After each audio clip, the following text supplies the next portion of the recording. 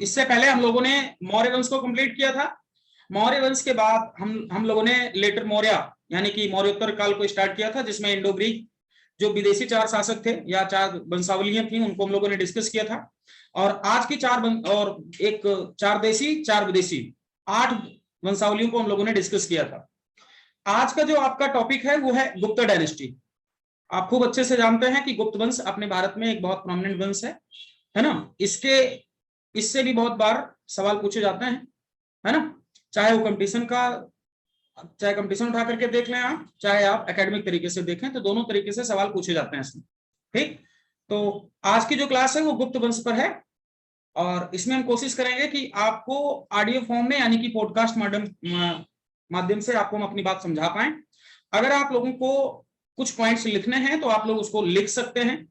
No doubt, मैं फिर से आपको बता रहा हूं कि ये बहुत इंपॉर्टेंट क्लास होने वाली है, आपको डेफिनेटली इसमें कुछ ना कुछ फायदा जरूर होगा अगर आप बहुत जिम्मेदारी के साथ और ईमानदारी के साथ मेरी पूरी बात सुनेंगे तो। अन्यथा आपकी रिस्पॉन्सिबिलिटी है कि आप क्या करना चाहते हैं क्या नहीं, ये आपकी पूरी जिम्मेदारी है। ओके, तो आज हम स्टार्ट कर रहे हैं गुप्त वंश। गुप्त वंश जो है वो 319 एडी से लेकर के 550 एडी तक चला है। कितने? 319 यानी कि 3192550 319 एडी से लेकर 550 एडी तक चला। ठीक है ना। आप इस बात को ध्यान से समझें कि पहला ही सवाल आता है कि गुप्त कौन थे। पहला सवाल आपसे यह पूछा जाएगा कि गुप्त कौन थे, तो इसका सिंपल सा आंसर है कि गुप्त कुषाणों के सामंत थे। गुप्त जो थे वो कुषाणों के सामंत थे। पिछली क्लास जो आपकी ऑफलाइन के माध्यम से क्लास में हुई थी, उस क्लास में हम लोगों ने डिस्कस किया था कि कुषाण कौन थे। कुषाणों में मैंने एक बड़े इंपॉर्टेंट शासक का नाम आपको समझाया था जिसका नाम कनिष्क था, जिसके द्वारा भारत में शक संवत जारी किया गया था और यही अपना राष्ट्रीय कैलेंडर भी माना गया बाद में। तो कुषाणों के सामंत जो गुप्त थे वो कुषाणों के क्या थे, वो सामंत थे। इतना आपको ध्यान रखना है। नेक्स्ट, हमेशा इतिहास का लेखन जब भी किया जाता है, वो जो इतिहासकार है यानी कि जो हिस्टोरियंस हैं उनकी आइडियोलॉजी पर इतिहास लिखा जाता है। तो भारत में इस बात का भी बहुत ज्यादा विवाद रहा कि गुप्त किस जाति से थे। पहला सवाल तो सबसे इंपॉर्टेंट है कि गुप्त वंश के जितने भी राजा थे वो किस जाति से संबंधित थे। अलग अलग हिस्टोरियंस अपना अलग अलग व्यू देते हैं, अलग अलग व्यू देते हैं कि मैं कुछ हिस्टोरियन के नाम बताऊंगा आपको जिसके आधार पर आप समझेंगे कि हिस्टोरियन कितने बायस्ड होते हैं। ठीक, अब जैसे आपके यहां वर्ण व्यवस्था मिलती है ब्राह्मण क्षत्रिय वैश्य और शूद्र को लेकर के, ब्राह्मण क्षत्रिय वैश्य और शूद्र। कुछ हिस्टोरियन ऐसे हैं जो ये बताने की कोशिश करेंगे कि गुप्त वंश के जितने भी राजा थे वो सभी के सभी ब्राह्मण वंशी राजा थे। नेक्स्ट, कुछ ऐसे हिस्टोरियंस हैं जो ये बताने की कोशिश करेंगे कि जो गुप्त वंश के राजा थे वो क्षत्रिय थे। कुछ ऐसे भी हैं जो वैश्य बताएंगे और कुछ ऐसे भी हैं जो शूद्र बताएंगे। तो आप लोग एक साइड में अगर नोट करने पॉइंट को, तो आप एक साइड में चार जगह पर लिख सकते हैं ब्राह्मण क्षत्रिय वैश्य एंड शूद्र, ये 4 बातें लिख सकते हैं। उसके जस्ट सामने डैश करके लिख सकते हैं उन हिस्टोरियंस के नाम जिन्होंने इनको ब्राह्मण क्षत्रिय वैश्य शूद्र बताया है। कंफर्म। नेक्स्ट, मैं अब ब्राह्मण के सामने बताने जा रहा हूं कि ब्राह्मण किन हिस्टोरियंस ने कहे। उनमें जो पहला नाम है वो है हेमचंद्र राय चौधरी। हेमचंद्र राय चौधरी साहब पहले से हिस्टोरियन हैं जिन्होंने गुप्तों को ब्राह्मण वंशीय राजा बताया। हेमचंद्र राय चौधरी पहले से राजा हैं, पहले से हिस्टोरियन हैं जिन्होंने क्या बताया कि गुप्त किस जाति से संबंधित है, तो ब्राह्मण वंश से। नेक्स्ट, इसी में एक और ऐड करना है जिसका नाम है दशरथ शर्मा। ध्यान रहे कि ब्राह्मणों की जो जातियां हैं उनके टाइटल अलग अलग होते हैं। दक्षिण भारत में उनको कुछ स्वामी टाइप से बोला जाएगा, बंगाल में आएंगे तो बैनर्जी बोला जाएगा, आप राजस्थान में चले जाएंगे तो उनको शर्मा बोला जाता है। अपने उत्तर भारत में अगर आप देखेंगे तो पांडे बोला जाएगा, द्विवेदी, चतुर्वेदी, त्रिवेदी, तिवारी, ऐसा टाइटल दिया जाता है।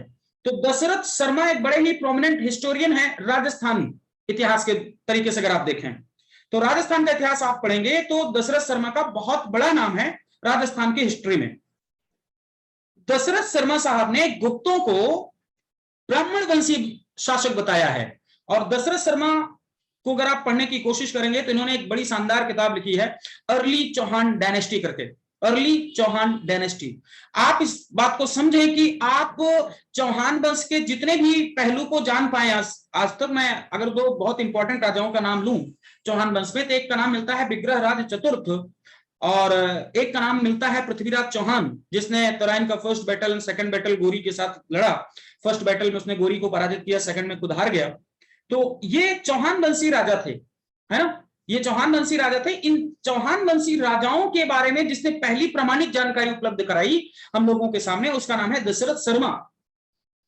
दशरथ शर्मा ही वो इतिहासकार हैं जिन्होंने हम लोगों को इतना शानदार तरीके से चौहान डायनेस्टी के बारे में बताया। तो पहला पॉइंट आप लोगों को क्लियर हुआ होगा कि गुप्त जो थे वो ब्राह्मण वंशी राजा थे, किसके अकॉर्डिंग? हेमचंद्र राय चौधरी और दशरथ शर्मा के अकॉर्डिंग। नेक्स्ट, अब कुछ ऐसे हिस्टोरियन हैं जो इनको क्षत्रिय बताने की कोशिश करेंगे। तो इनमें जो पहला व्यक्ति है, जो इनको क्षत्रिय बताने की कोशिश करेगा, उनका नाम है जीएच ओझा, गौरी शंकर हीराचंद्र ओझा इनका पूरा नाम है। और एक दूसरा नाम मिलेगा आपको आरसी मजूमदार साहब का। आरसी मजूमदार मींस रोमेश चंद्र मजूमदार। अगर आप नॉर्थ इंडियन है तो इनको आप कहेंगे रमेश चंद्र मजूमदार, सिंपल।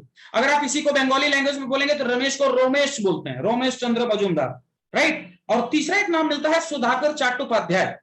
क्लियर हुआ? अब इस बात को अगर आप समझें तो आरसी मजूमदार, सुधाकर चाट्टोपाध्याय, अब मजूमदार जो लोग थे वो फाइनेंस से जुड़े हुए लोग थे, वित्त मंत्रालय से जुड़े हुए लोग थे और थोड़ा सा क्षत्रिय क्लास को बिलोंग कर रहे थे। तो जीएच ओझा, आरसी मजूमदार और सुधाकर चाट्टोपाध्याय, ये ऐसे तीन बेहतरीन हिस्टोरियन हैं जिन्होंने गुप्तों को क्षत्रिय वंश का बताने की कोशिश की है। ओके, उनके सरनेम से नहीं पता चल रहा है क्या? सरनेम से ही नहीं पता लगा सकते हैं कौन सी डायनेस्टी क्या थे, क्षत्रिय, ब्राह्मण, गुप्त है? तो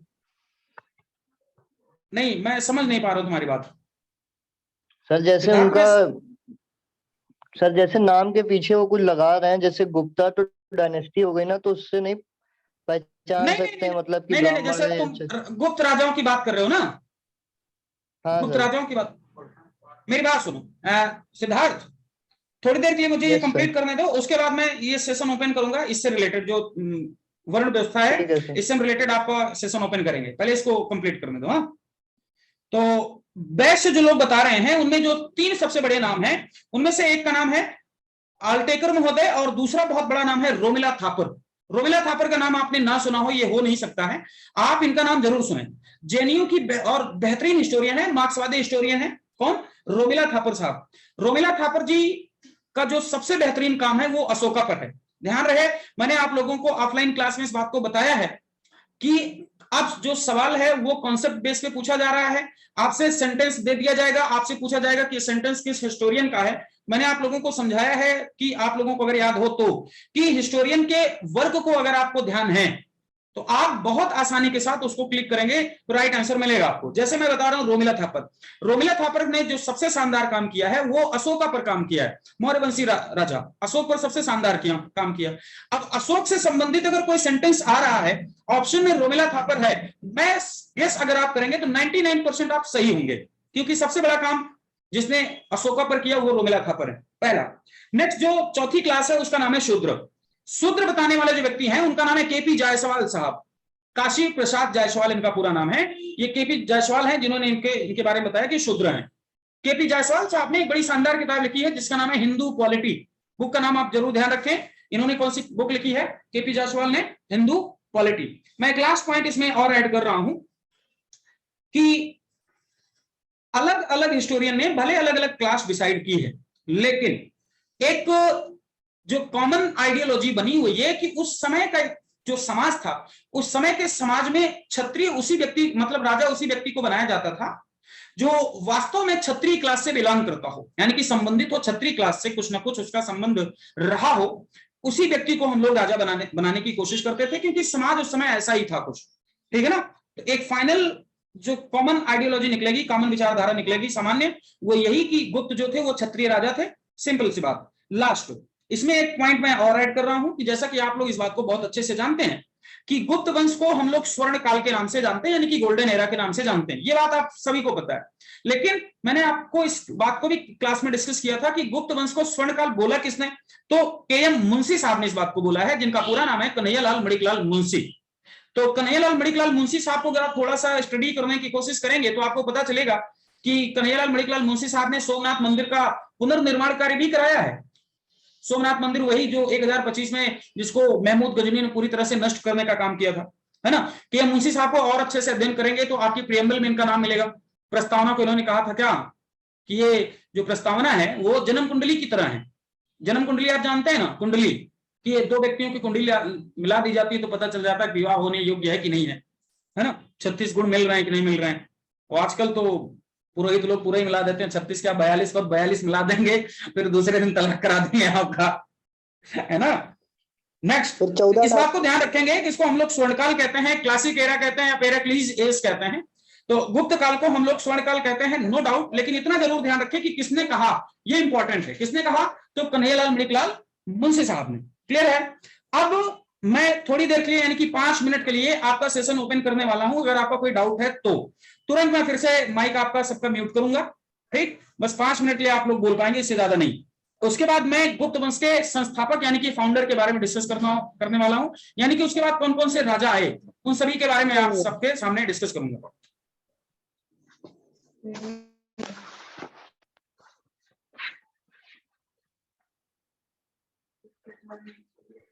और हमेशा इस बात को ध्यान रखें कि आप लोग जो भी सवाल पूछेंगे वो टॉपिक से रिलेटेड ही पूछेंगे, क्योंकि मैं नहीं चाहता हूं कि क्लास ये जो सेशन है वो खराब हो किसी भी कीमत पे, ठीक है ना। तो मैं आपको अनम्यूट करने वाला हूं, क्रम से एक एक लोग सवाल पूछेंगे।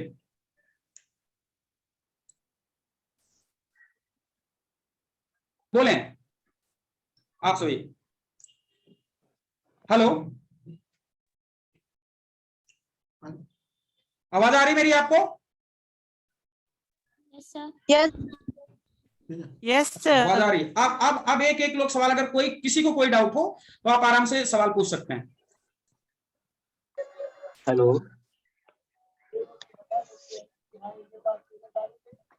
हैंड अप करने का इसमें ऑप्शन है, आप लोग हैंड अप करके सवाल पूछे, मैं उसका नाम लूंगा, ठीक है ना। अक्षय जैसे हैंड अप कर रहा है ना। अक्षय, अब अपना सवाल पूछो तुम। अक्षय, ओके। नो, दूसरा आदमी अक्षय, सुन पा रहे हो? सुन पा रहे हैं आप? ये गिफ्ट किसका है? ओके, नेक्स्ट, अगर कोई दूसरा हो जो सवाल पूछना चाह रहा है। किसका है गिफ्ट? मैं तुम्हें क्या लगता है हमने देखा नहीं? हमने परसों ही देख लिया था। थोड़ा जल्दी करें आप लोग। कोई पूछना चाह रहा है? हाँ,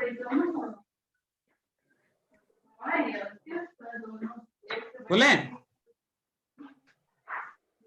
पृथ्वीराज चौहान सर कहाँ के राजा थे? अरे मैंने बोला था टॉपिक से रिलेटेड बात करना, अजमेर के और दिल्ली के।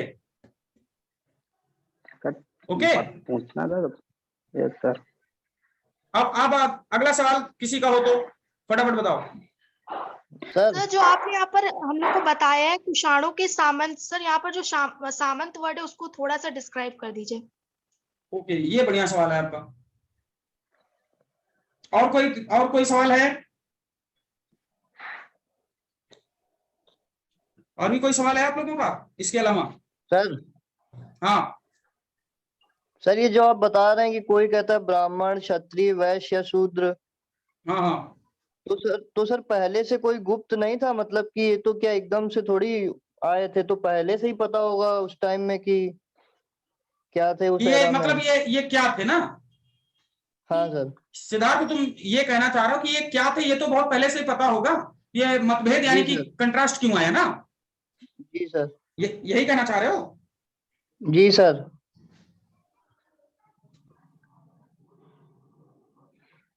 एक सेकंड में जवाब दूं।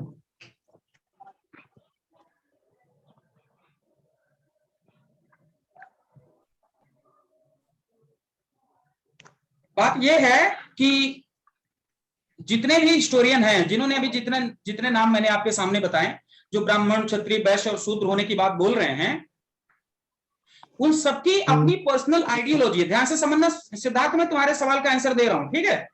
जी सर। मैं ये कहना चाह रहा हूं कि जैसे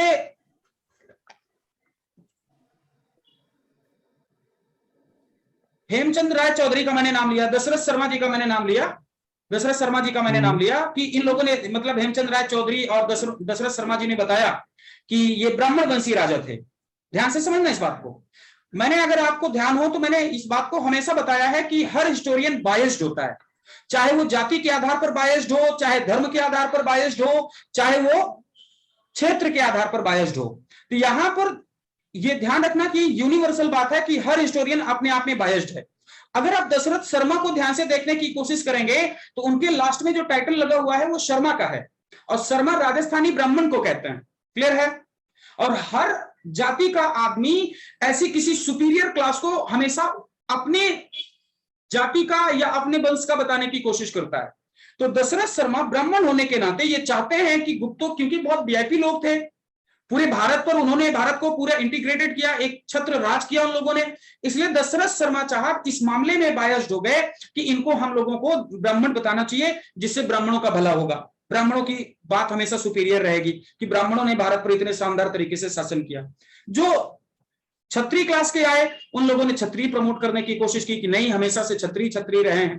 ध्यान से समझना। और ऐसा नहीं है कि इन्होंने सिर्फ बोल दिया है ऐसा, उन लोगों ने इस बात को प्रूफ दिया है, लॉजिक दिया है। इसका मतलब यह है कि अगर दशरथ शर्मा साहब बोल रहे हैं इस बात को कि ये ब्राह्मण थे, तो दशरथ शर्मा साहब ने गुप्तों पर बहुत शानदार तरीके से स्टडी की है, और एक नहीं कम से कम 10 लॉजिक दिए हैं कि ये ब्राह्मण क्यों हैं। क्योंकि आपकी ये क्लास एकेडमिक है, इसलिए सारे उदाहरण नहीं दिए जा सकते आपके सामने, है ना। जब आप पढ़ेंगे ढंग से, आप कॉन्सेप्ट समझने की कोशिश करेंगे, तब समझ में आया, तब आपको समझ में आएगा कि एक रीजन नहीं था, बहुत सारे तर्कों के आधार पर दशरथ शर्मा ने इनको प्रमाणित कर दिया है कि ये ब्राह्मण थे, है ना। केपी जायसवाल को देखेंगे तो वो प्रमाणित कर देंगे कि नहीं, ब्राह्मण नहीं थे, ये शूद्र थे। और मैं बड़ी जिम्मेदारी के साथ बोल रहा हूं कि आप सभी के तर्कों से सहमत भी होंगे। एक भी ऐसा हिस्टोरियन नहीं है जो अपने तर्कों से आपको निराश करे, सभी लोग अपना ऐसा तर्क देंगे जिन सभी तर्कों से आप हमेशा सेटिस्फाइड होंगे। यही वजह है कि इन चारों जितने भी हिस्टोरियन आए, इन चारों लोग, मतलब सभी हिस्टोरियन ने अपने अपने जब विचार दिए, तो ऐसे लोग कोई बात ही नहीं कर रहे थे जिस बात को नकारा जा सके, ऐसी कोई बात ही नहीं बोल रहे थे। और इनके तर्कों में इतना वजन था इनके तर्कों में कि हर तर्क को मान्यता देनी पड़ी इतिहास की किताब में। इस वजह से हम लोग ब्राह्मण भी मानते हैं, क्षत्रिय भी मानते हैं, वैश्य भी मानते हैं और शूद्र भी मानते हैं। इंपॉर्टेंट मसला है सिर्फ आपके लिए ये कि किस हिस्टोरियन ने गुप्तों को क्या बताया। सवाल फॉर्मेट इसी लैंग्वेज में होगा कि किस इतिहासकार के अनुसार ब्राह्मण थे या क्षत्रिय थे या वैश्य थे और शूद्र थे। कंफर्म हो रही बात हमारी सिद्धार्थ? जी sir, thank you sir. Okay, अब दूसरा सवाल किसका था जो सामंत के बारे में पूछ रही थी? क्या नाम था बालक आपका? सर प्रगति गंगवार। हाँ प्रगति, मेरा बस सवाल सुनो, तुमने क्या कहा, सामंत कौन थे ना? Yes sir. देखें, जो सबसे सुपीरियर क्लास होती है डायनेस्टी में, वो सबसे सुपीरियर क्लास होती है राजा की, सम्राट की, राइट, है ना। सबसे सुपीरियर जो क्लास, जो सबसे सुपीरियर होंगे, जो सुप्रीम पावर में होंगे, वो राजा होंगे। राजा किसी ना किसी माध्यम से अपना शासन चालू करवाएगा ना। जैसे आज की पॉलिसी को देखें तो भारत का प्रधानमंत्री काम थोड़ी ना करता है, भारत देश को चलाने वाले ब्यूरोक्रेट्स हैं। अगर भारत में ब्यूरोक्रेट्स नहीं होंगे तो किसी भी कीमत पर देश को नहीं चलाया जा सकता। इनफैक्ट आपकी जो पार्लियामेंट में कानून, यानी कि जो बिल बनते हैं, कानून बनते हैं, जिन्हें एक्ट कहते हैं आप लोग, ये कानून को फॉर्मेट करने वाले ही ब्यूरोक्रेट्स हैं। अपने यहाँ हाई स्कूल पास आउट नेता पहुंच जाते हैं संसद में, उनसे पूछ लो पार्लियामेंट की स्पेलिंग बता दो, पार्लियामेंट की स्पेलिंग तक तो बता नहीं पाएंगे। वो क्या कानून को फॉर्मेट करेंगे? उनको पता ही नहीं क्या होता है कानून, क्या होते हैं लॉ। उनसे पूछो सीआरपीसी की सर कितनी धाराएं होती हैं, आईपीसी में कितनी धाराएं होती हैं, उनको पता ही नहीं है। इंडियन आईपीसी का फुल नेम पूछ लो, सीआरपीसी का फुल नेम पूछ लो, बता ही नहीं पाएंगे। क्यों? क्योंकि ये लोग हमारे देश को नहीं चला रहे हैं, इनडायरेक्टली हमारे देश को चलाने का काम ब्यूरोक्रेट चला रहे हैं। मेरी बात ध्यान से समझे नहीं। तो राजा की तुलना, हाँ सर, जो जैसे पहले आप बोल रहे हो ब्यूरोक्रेट चला रहे हैं, तो सामंत पहले उसमें एडवाइस जो देते थे उनको बोला जाएगा, जो राजा को एडवाइस देते थे। राजा के जो एडवाइजर थे वो ब्राह्मण थे, समझो बात को। राजा के जो एडवाइजर होंगे वो हमेशा ब्राह्मण क्लास से आएंगे, जो सामंत होगा वो हमेशा क्षत्रिय क्लास से आएगा। ध्यान रखना इस बात को, ये कॉमन विचारधारा है। जो भी राजा का एडवाइजर होगा वो हमेशा ब्राह्मण होगा, और जो भी सामंत होंगे, सामंत का मतलब होता है राजा को सैनिक सहायता उपलब्ध कराने वाला। क्लियर हो रही बात? राजा को सैनिक सहायता उपलब्ध कराने वाला, राजा की प्रशासन व्यवस्था को कंट्रोल करने वाला। बहुत ज्यादा अनलिमिटेड पावर थी। ध्यान रखना कि जो सामंत होते थे वो रिस्पॉन्सिबल होते थे किसके लिए? राजा के लिए। हमेशा सामंत राजा के प्रति रिस्पॉन्सिबल होता था। लेकिन आज के जो ब्यूरोक्रेट्स हैं वो तुम्हारे प्रति रिस्पॉन्सिबल हैं क्या? नहीं। वो किसके प्रति रिस्पॉन्सिबल है? आप उनकी अपनी गवर्नमेंट के लिए। ठीक उसी तरह जैसे अपने यहां प्रधानमंत्री और राष्ट्रपति होते हैं, उनके नीचे आईएएस और पीसीएस आईपीएस होते हैं, ठीक उसी तरह की व्यवस्था उस समय के समाज में भी चलती थी। सुप्रीम पावर राजा के पास होती थी और जो सेकेंडरी पावर होती थी वो सामंतों के पास होती थी। सामंत हमेशा राजा को हेल्प करते थे सैनिक सहायता दे करके और उनके प्रशासन को संभाल करके। उम्मीद करते हैं कि प्रगति तुम्हें मेरी बात समझ में आ रही होगी। यस आ सर, रही है क्या? Yes good. सर। तो गुप्त वंश के लोग, गुप्त वंश को हम लोग क्या कहते हैं? क्लासिक युग कहते हैं, यानी कि स्वर्णकाल कहते हैं, जैसा कि मैंने बताया के.एम. मुंशी साहब ने कहा। राइट? कंफर्म है अभी सभी को? यस और सर। बोल दो बालकों। यस सर, कंफर्म है। बोर तो नहीं हो रहे सारे लोग? बोर हो रहे हैं क्या सारे कंफर्म लोग? सर। वाह, नो क्या सर। बात है। अगर बोर नहीं हो रहे हो तो आगे बहुत बेहतरीन स्टोरी अगर कहो तो सुनाना है। Yes sir. हेलो, हाँ सुनाइए sir. Yes sir, yes sir.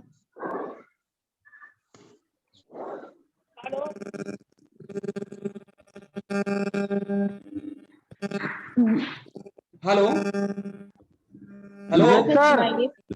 Yes sir. आगे स्टार्ट करें क्या?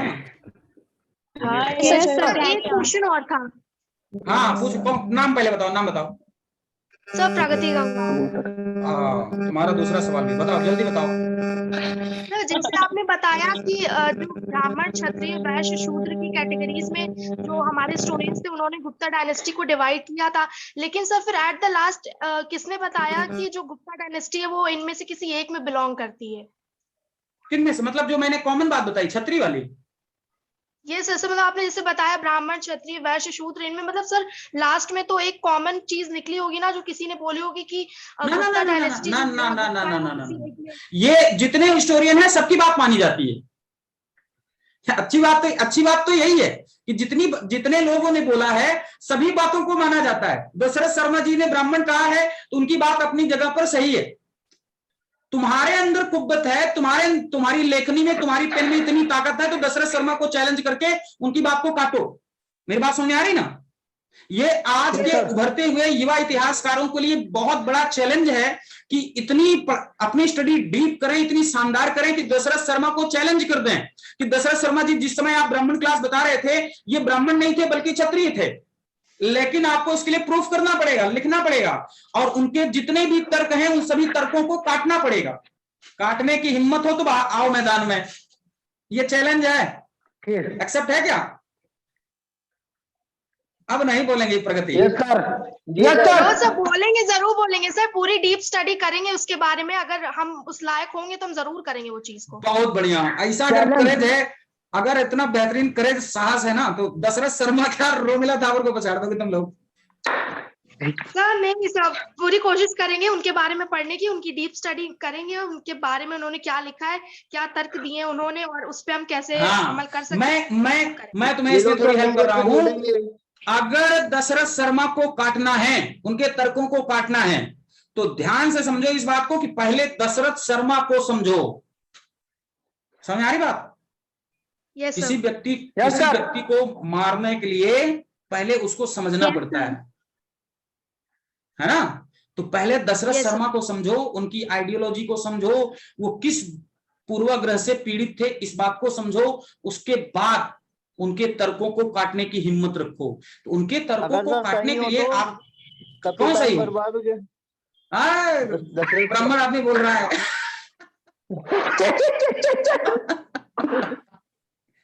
तो तुम सिद्ध कर दो वाला फिर कि भाई साहब जितनी बात बोल रहे हैं बिल्कुल सही बात बोल रहे हैं, है ना? हम दूसरे को गलत साबित करेंगे, दूसरे वाले को। हाँ हम समझ पा रहे हैं। हम समझ पा रहे हैं तुम लोगों को, बिल्कुल समझ पा रहे हैं। अब आगे आगे सर अब गुरु मैं हो। अरे बिल्कुल, तुम इतने जोश में बोलते हो कि हमारा जोश थोड़ा सा धीमा पड़ जाता है यार कई बार। तुम आज मैदान में तो नहीं हो? नहीं आप सर गांव जा रहे हैं। आज गांव जा रहे हो? गांव हाँ, कहाँ सर। इतना बता दो और कुछ मंगा ले तुमसे फिर इसी बात पे। कन्नौज। कन्नौज की भैया चित्र। इत्र बड़ी फेमस है, लेके आना जरूर है। सर कमल यस गट्टा। सर। कन्नौज के व्यापारी भी फेमस है। सर छापे भी पड़ रहे हैं।